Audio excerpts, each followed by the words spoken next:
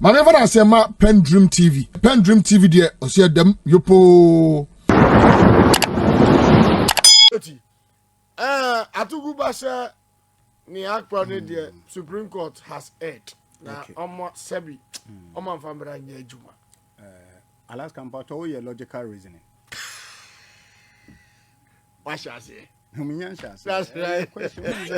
You want SS no?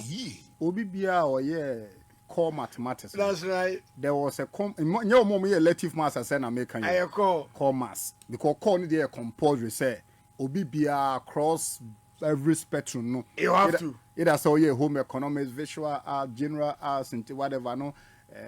Obey logical reasoning. Unya A. It informs what you do. When himself was our bind way, yema logical reasoning, a preparatory course for them. Wow. Oh, yes. Abaning me. I know about media logical reasoning. Who said me? Or more point is in the brand yet. Or more yes, woman pass ye. Either so being a trust happy Panama and as a man, you're a and that's why it is manifesting in some of their public utterances and gesture and outlook. And yes, sir. What can I say? Ukruma Dr. Bawumia kachere say a man of 1 Ghana card. Near a man of 1,000, 10,000 interchanges, sir. Obey Ghana card, no. Over interchange. And people were clapping. And honor. Now, man for bomb some body so digital man. And I'm saying, okay. So, you see interchange back one. When you make criti. But so we Ghana card back when you must send a criti. Answer now, basic interchange back on. Obefa surveyors, obefa engineers, obefa architects, obefa mason for, obefa even me journalists cronying near to my very well. Neighboring community now, you see interchange. A criti, you are man for creating me the woman procreation create me happen. Your friends at Tamales posted the okay.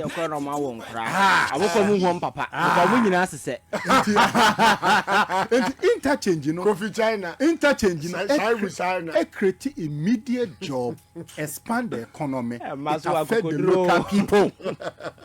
Here is the case, sir. You're sitting vice president or catcher Ghana for say, or no, you're head of economic management team, no.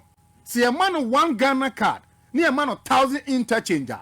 On any day, no, obey choose 2 Ghana card over 1,000 interchange. Them who are not professors and doctors, or they were clapping, blah, blah, blah, blah, blah. When I say logical reasoning, a deficient in this government. Number 2, Vice President Koya Bekache Ghana for say, Ukra Ghana card, utmi de 2 coin koba. With me, just a traveling document. Let me say, and we got state ministers defending this. Now I'm sure we in cross for. Excuse my language. Omo typically villagers. I will mean to say be cry. No sebi here. Me withdraw sebi na me to ye no. Mama nko no ro. Onye krasinia. Ansa na betimi etu kwan no. Alaska. Say you visa free country, ye visa country, visa on arrival. And visa before you travel country. For example, be to say UK, Germany, Schengen countries, near other countries, no. And son, we are Ghana near Obeko, no, he have visa to go. And this how the Ghana card no call US embassy. Omo the visa no be boy. First question and visa, Dr. Bawumia, cronies na no more clap for him and say, we bet him the Ghana card that took na man for bomb and say, Udo Ghana card. I apply for UK visa. The visa no be boy. And you see, shamefully enough, no, we had ministers of state. Omo jinenechi wo wano kanye mo abaso. Me say typically they were villagers. Because when you cross in what to kwan da. You fit be travel certificate. Travel certificate is in say Alaska to kwan. Na wakoka obi man so. Na udru kro no so no. O passport ayira. Atoren chembi ato. Who have a passport? Just like everyone say, we do Canada, na spillage. And tis how person ebia passport ayira. U embassy ho kwan so mo travel certificate. U betimi dia afro plane ababa to Ghana. Na no class travel certificate na ho terms and conditions e wo mu no. Enya body abrewadwo. But Dr. Bawumia catch Ghana for say ukra Ghana cardia. Ultimately the two coin near budget so logical reasoning as a course of study a year core secondary level no deficient in this government. And you see Obianti as a Ghana high in slow bill. No Ghana no biadia.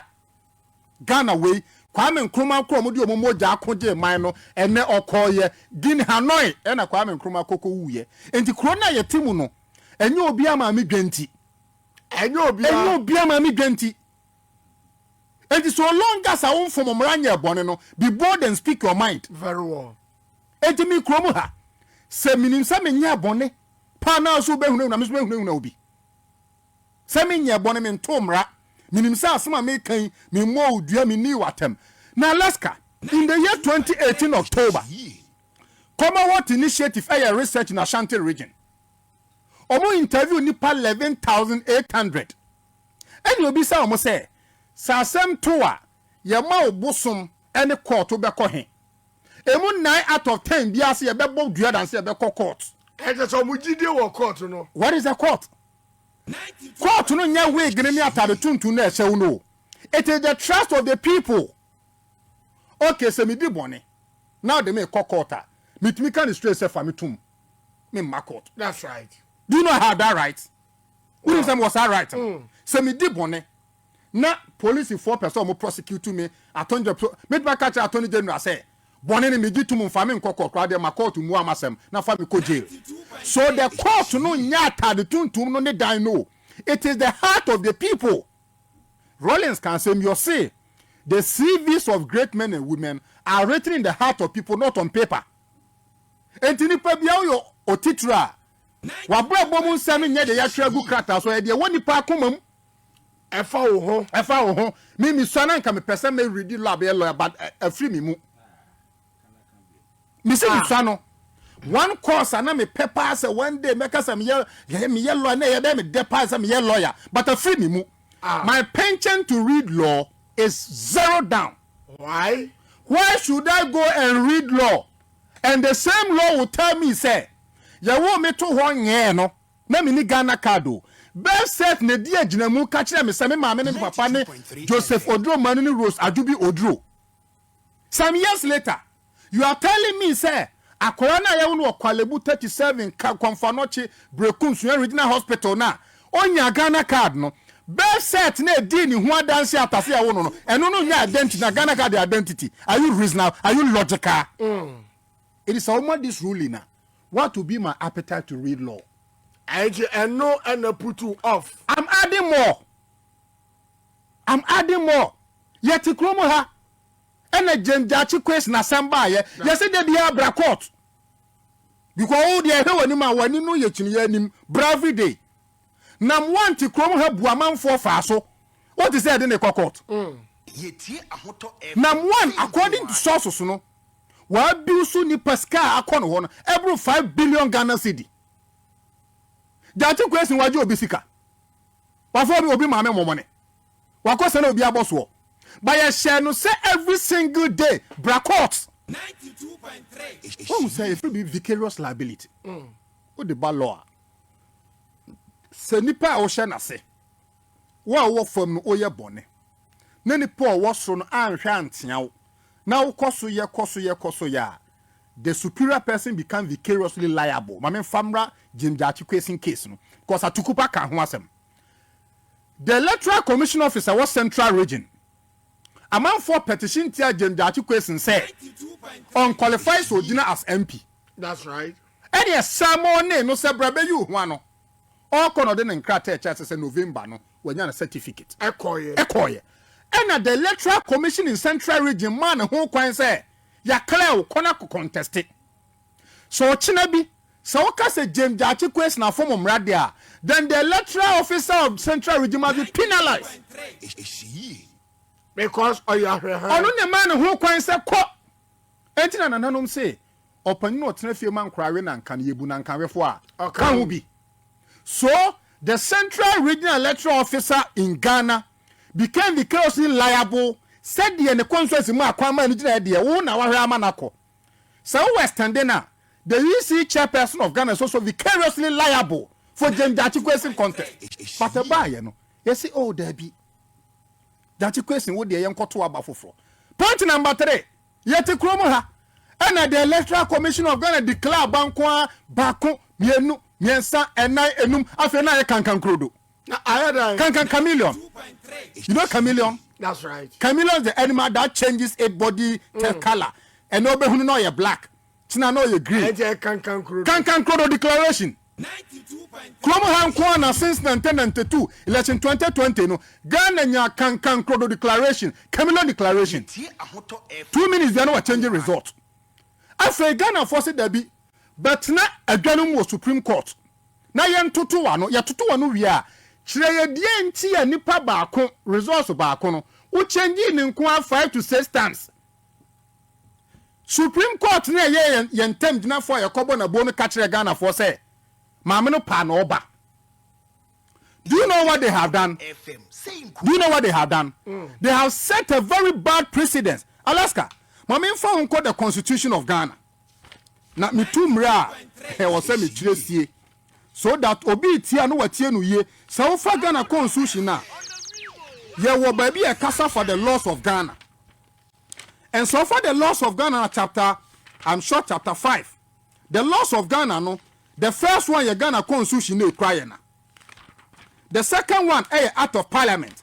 Say ye mra se badwamfo akohia na omakruchire mragu nkata no mo de abraye. Good. So for the laws of Ghana, Constitution ye cry me the number 1 law. That's right. Enti emra bia e wo Ghana no e wo say anyway e fa adwene. It must conform. Conform. Number 2, set parliament, Asia.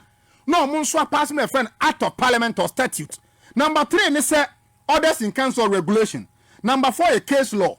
Case law, they say Supreme Court Kotanase. No, Mubia Samoa, Ebeyemra. That's right. Enti, sir, best set.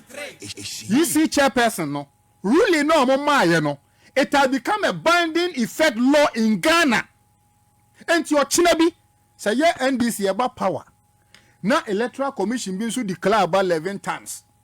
Now we catch any song cut na box no more. And now say what share Sam Ranintino. There should be a precedence called judicial precedence. And you be use way a case study. 2022 you know, Jemensa wan ko boss no emra ne jetom. And the 2027 sun tudu na say you declare about prenson no obi anko boss ma e validated. You see, so koto say obi etu no bafo. Na wuni nana fabitu kotoku. Me when I meet young NPP young guys, no more jubilate here. Ho ye mesre. Power is transient. To me at say we see. So we see smoke. Very well. Smoke doesn't stay at one place. And no bone say ja aso ha. Ubeti wani na we see na hu no studio ha no. E pia kodru kwan ho.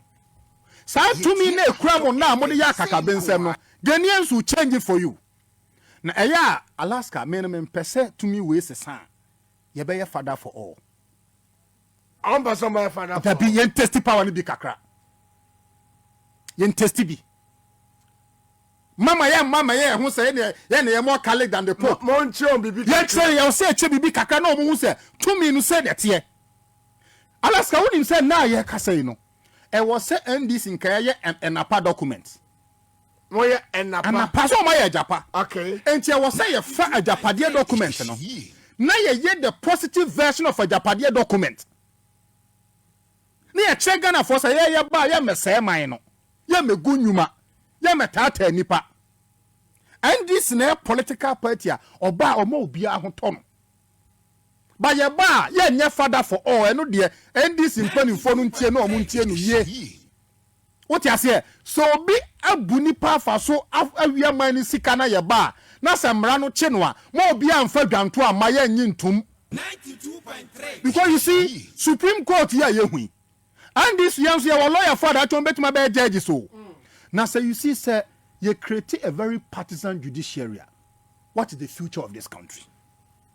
Professor Mills, let Professor Mills oba no share corruption issues and e wo ho ohun se so ye na dwen se o tackle issue na man be collapse into your say look it won't kwatwe ba bi etwe eno ka na papa je di dwa no a fourth year ntoto mu nyina de sha asamando rezo mu ye namfofo ho omo ye class captain say before na buy because we fought the 2008 election based on corruption.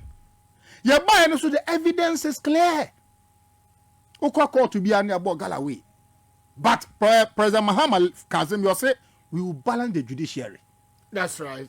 We have to balance it. So we are packing now. Yes, balance it. Yanka say be pack you. So we pack you near ma. Jimis me pack me dia ha. Na nyina ya kan see ani. Na balance. Balance. Because me some of the political rulings are not palatable At all. and it defeats common sense. Me law. But the law is premised on letter and spirit. Ufabuku ya. Class 5 ni beti maka imun se nyina. But the real meaning of the words in it, he would need somebody to interpret. Exactly. And when it comes to constitutional interpretation, you go to Supreme Court. But when the judge is interpreting the law, common sense must prevail. But many made if you know can't someone. It may be you're wrong, but I must admit I am wrong. Papa be or can say you say your friend Marcus Cicero or say always advance your own level of argument. But when you meet a much more superior one, drop yours. When you meet a much more superior one, drop yours. What you want? Fatu things are going to nyansa. Ba oko to say obi ni nyansa chen wa bro once na ma ujimi ni nkofam. Akwa bi not in fear no show customer competition. Na kura o timu no ona na fu so. Na all kona na fu no that trog so. Ehye batakarim. Na omo bodge so champion or otiri kromo when no kodru ho no dru gate man na no ti gate onka competition ho no na food that trog so no who said David onka competition ho competition na ye no onka ho me de manu si de me pa che ne say the law is at their bosom but common sense you always guide some of the decision they make. Because you see some of the verdict, when they give the verdict, a polarized country, no. Exactly. It makes people think, say, all national security minister, honorable Kandapa say, the unanimous ruling, no, is creating national insecurity. Now, the officers say, yes, so NDC, yaba. Now, you balance scorecard, ni now, what the assembly call home, ye levy, home, F levy, home. Would the nation be stable? Every day should be a campaign day. We end this senior. What no opposition was 70 year munie. Aka just 1 year, 2 months na ye to aba. Fashe utimu se mretenti nyina ekom de wono ekom na aka no twa. Na ye nto aban boni we inko because every opinion pool research document confirm say the NPP is one leg in opposition. Na nyame ya adom na ye push omo to the opposition ye gi tumi no a ye nkyere omo bibi kakra. Right. Bernard Odrota, BOT, they call him. Patrick, I say BOT, we are right. And a material, no, I say, or share with you. Greetings to you. I say that don't matter. I say, on the Sunday, they are or the Abba, and no. Bernard Odrota, BOT, that's right. Alaska, you don't visit the sins of a father on innocent sons and daughters. You don't visit the sins of a father on innocent sons and daughters. Akola onye bone no yemfa papa bone mpanish no. Voter region for bone you know my ne say omahunya to abama ndisi. Ndi sa bone ni nti yempanish omo. Ndi se utie mi na ye voter amanen hawo. Fa ne say we ye wisia. But a certain government will come, you will not be an orphan. And that is the NDC. Oh, anybody near papa tiasi. Right. Ndi say we ye voter na utie me na. Election 2024 na ye beto no. By hook or crook be part of the victory. Number 2. Supreme Court for no there. Okay, say yen cry see oh lawyer for no judge for who are ye the da ma ye butu omo na ye twa omo ma. I didn't know omo kasa. Attention and any the ubu we are. You said the best pillow ever is clear conscience. The best pillow ever is clear conscience. I've been mu fine any sumya oda so any wadwuma ye fine. Utim fite ntu amonku. Some of the judgment no omo man. Omo hwe ye better than omo nananom crash for because na judgment we nye. They should be careful because Ghana belongs to us. Or but me kono NDC ba power. Obia making sure say every day should be a campaign day. But December 7th is a communal labor of change. And I'm part of that communal labor. Right. Very well. That was Bernard Odrotachi, a certified economist and a member of the NDC. Ivan J. Your next item. Justice W. Atuguba says the Supreme Court ruling on Jachi Kwesi's case was scandalous. Ivan, my main file was not beauty ever my. Yeah, Alaska. I think Justice Atuguba Kasa and Mahu on the airwaves among for a chill margin. And I think Assembly Kayano and Yemen. And you see, Yansan Kasa, the mere fact Justice Atuguba, I can't say Supreme Court aired no, doesn't mean entirely say we are the aired. Okay. Yes, let us put that particular thing on record because we've had instances where judges sit on the case, and at the end of the day, we have some agreeing and others dissenting. So, right. Election petitions now, and the mere fact that Obi disagreeing with Obi doesn't make the position absolute and way. But you see, there are a lot of things that we might want to inquire. Now, who could just sadness? Our baby say, no cressa and pat. The Okano about woman as a bandim. One, politicization of your fencing. A man for your point to Domoko the bench. And I think Ninuya Raymond Atuguba research about things normally whoever appoint a judge, a year no more ruling, go to favor them. Very well. And over the years, and I think that is what is going on in this country.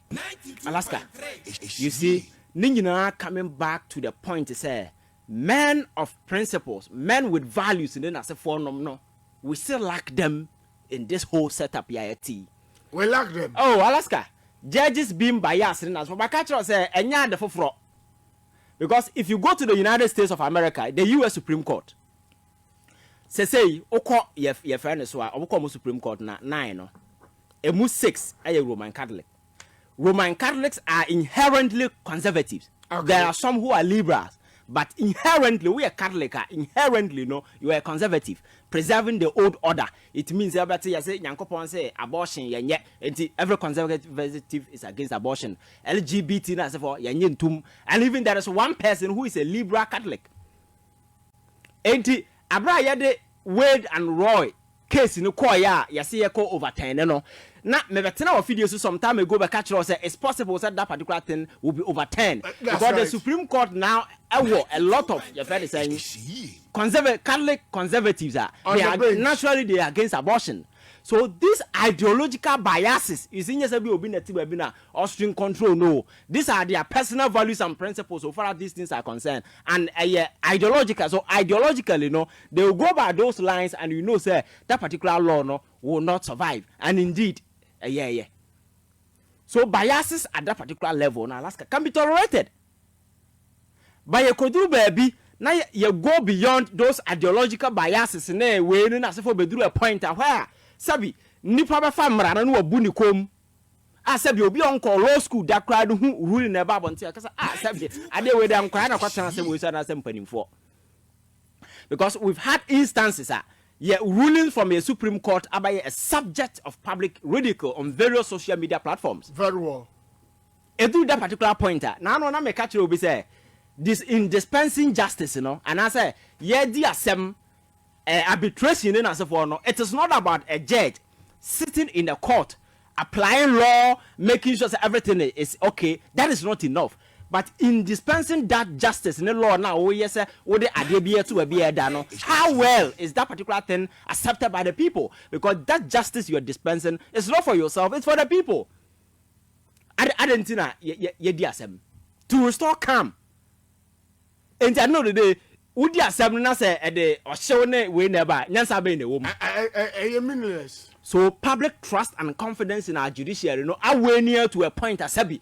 Among for for Supreme Court to serious because some of the rulings are bano ushema which means a word nipa that's an in a tenase and our no can be a boom or my say on by your mobile and Alaska and some sign and hono some of the actions in inaction. For instance, Nano Asemia or more call court about political parties. That's right. We my catcher say if you look at the test, ne your friends are written on the court to say kwakodi asem na me a judge na me te asem no so mebu tia political party for because so we your constitution na where the na nkasa no is so ambiguous say e give judges enough room to exercise personal discretion. Discretion. What I say because those tests na parties na cite a good paper so they court no judge bia no be rule amount, but knowing that particular thing in mind, make sure say process no mum go through.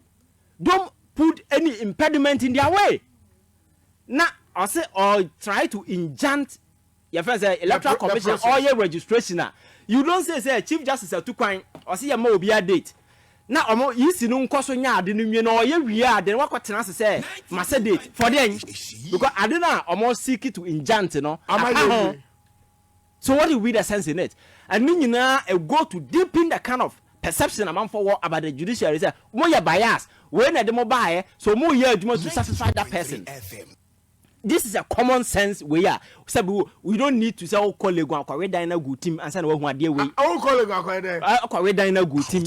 And another one who said, this is a straightforward common sense way. Alaska, but Sanyama way in any abandon. And a nipper, a guso de na command and as for never ruling into a barbon tia. People that particular thing is for no don't even have trust in the judiciary anymore. And again, one thing I must say, your constitution, it is time I ever say now holistically, near extensive review. Well, Alaska, the wording need a test. Our constitution, is so ambiguous to the extent that you can't just look at the law and get any explicit meaning. And whenever there is too much ambiguity hanging on the test, our constitution, at the end of the day, you arm judges. That's right. You arm judges because with this judge question issue by last time I catch you say where in our laws and I trust say obi ko parliament had start free. Is it at the point the nipa na fale? Is it at the point nipa no why then yato abama no? Is it at the point yaswen in? All these things are ambiguous. So there must be a clear-cut point. Exactly. So you script the test in such a way, say there are well demarcated way. You don't need to be told. We don't need a judge to put interpretation on it. Say you could be parliament and the journey start here. Now say do this point no way. Then you know say won't qualify. So if you leave all these things within, now say a court, then the judge discretion will come to bear. And say judge in the discretion bar. There is nothing that you can do because law no yes it's at the bosom of the judge. Say you see pena or we crowd and kwachira wadwen yes contempt the ayo almost bosom and they be no fa ho na nsam phone nsam hunu ni nkura asem no mudidi asem na aba no tincha tim say binyansa anim ba akokan yes contempt. But you see say you duru ba bi na public trust in the judiciary no e wenia to a level and Alaska we be heading into chaos because elections and as for you've had political parties threatening said they will not go to court anymore. Exactly. And so if there are electoral misunderstanding I didn't find a among for the second or two in the best settle on the street and then we'll be moving into the arena of chaos. There will be the essence of the court. That is why mommy way by my emphasis was that she has to do everything within her power to ensure say a fee adrodore your Supreme Court and I'm on social media. A binum class Supreme Court ruling young fan to betting up so now. That's right. What I say? So such ridicule, no, we can't sustain it anymore.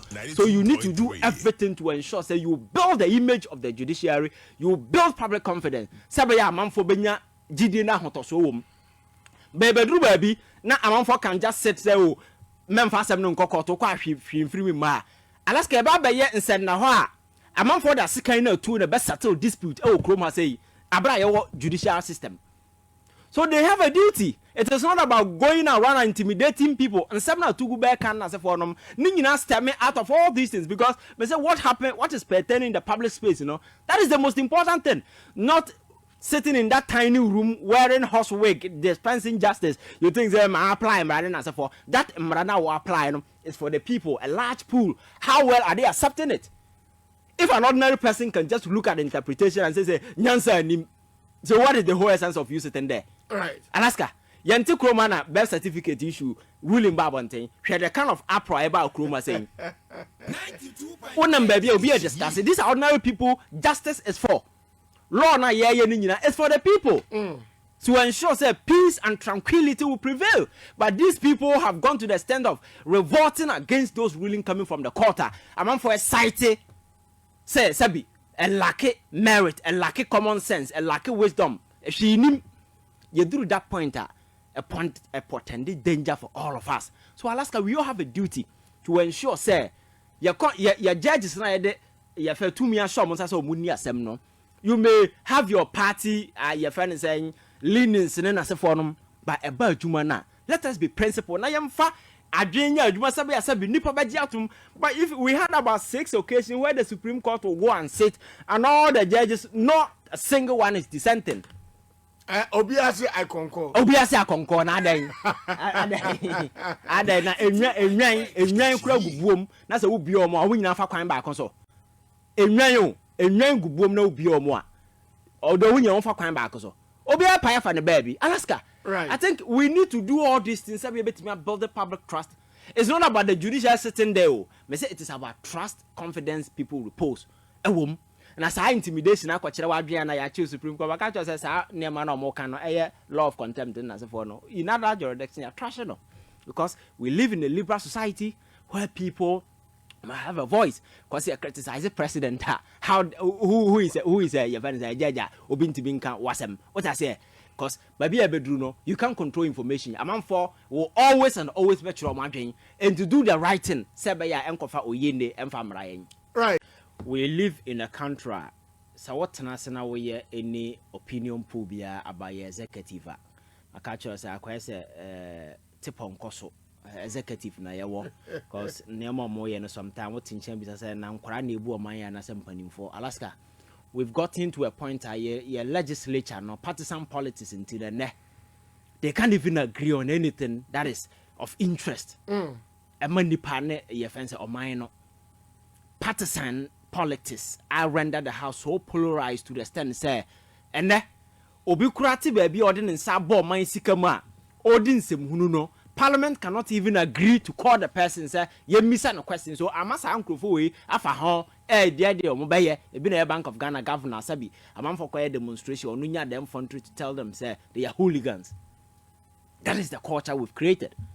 So the only boss ayewo a obi ni da so is the judiciary. It must retain public trust and public confidence because the survivor na de nyina su na ejina. Public trust in the judiciary must be absolute and unwavering. It must be unshakable. Sabaya uno binya some the first thing that will come onto your mind is to go to the court. Unlike the BOT can say yakoye surveyor say amam for so mbebo duai. That's right. Na say your mind mu na amam for trust our bosom mu chan here judiciary. Mfa so bend also these are people ye disika pudu to omoka. So Alaska, you see, we all have a duty and judges in this particular country have a duty. Come catch as a politics na yeah and run make radio be say politics are a large pool obia timi yebi but when it comes to governance aspect na a reserved for few people with integrity, people of character, people with great conviction omo na edo omo ye amanyo sem ndu kwotena ba bia enye obi na best in control say you say and say you say. So what the wadrin na ye adwuma Alaska asem no wudi a babi eda e na ade beto unkohwe nipa anim na ekoduru babi na asem a ye di nyina I think say in about 4 or 5 years in here Supreme Court asem bi obedi bi aban wo bi aban di bem. That's right. Emma the National Security Minister raise concern transcend here to the lower court. So at the end of the day, no, how do you want people to take you serious? But this is supposed to be a revered institution among for reposed to trust. My lord, no, you cannot. And you say will be a lord, oh. And the reverence among for attached to the judiciary because of the sensitive nature of their job. That is why you from my lord. Now say who will be tinas your friend my lord. I want to say so it is not about the person. Now we see how the take us no be from my lord. Yeah, lord. But I the reverence, the veil of reverence I attach to a jumano and the man for the obuo amount and the jumane or near my obayano and the very reflects our near man and to Montana who said they have a duty. I'm nipping out there to me amount. No, I was 7. Your loyalty, your allegiance must be to the state, to the people, and to the constitution, not to the puppet master who gave you a job. Right. Ivan Che Innocent and I would say a social activist. Dedi kama amena PENDREAM TV ase. Na so far so good. Say open online portal e wo Ghana. Ah nipa share, nipa follow, nipa comment here. To my best of knowledge, without any biases, PENDREAM TV.